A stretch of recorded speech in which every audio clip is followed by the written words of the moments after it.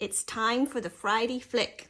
I'm going to flip through my 140,000 word PhD thesis and talk about whatever page I land on. Let's go.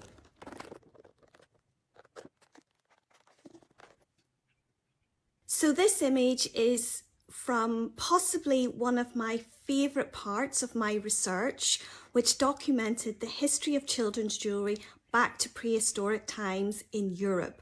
And this image belongs to a group of portraits known as the Fayum Portraits, which are basically a collection of death masks of adults and children that show Romano Egyptian fashions of the time, dating to around the 1st century AD. Let's learn more about this boy. So figure 60 of my PhD thesis dates to around 200 AD. Let me read you what I've written.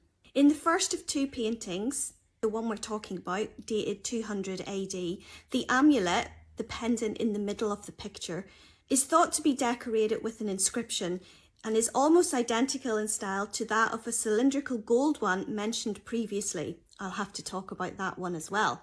Except that its material construction is unclear, meaning we don't have any documentation as to what the item of jewellery is actually constructed from.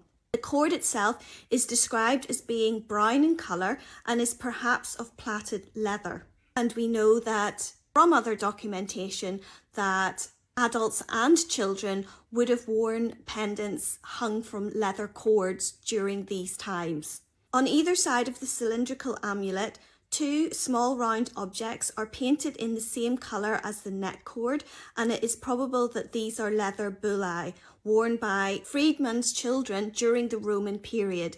And I've talked before in my previous few posts about bullae pendants, which during these times were specific to male children, and they adopted them at birth, the bullae, and they wore them until they became an adult, where they were ceremoniously discarded along with childhood, and they adopted adult fashions like the toga. Furthermore, the painting's description details a brown object outlined in red and thought to represent faded gold, which is positioned in the boy's Horace lock on the right side of his hair, similar to the gold hairpin in the Fayum portrait described earlier. So if we look at that again, here is the object that they're talking about. Here is the leather cord with the two bullae pendants either side, and here is the cylindrical amulet on the front of his necklace.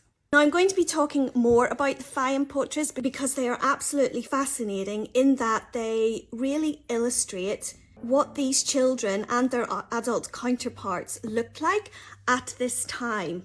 Of course, there's a sad part to these portraits because it means that the children were dead. The idea of the portrait itself was to provide the person immortality after death.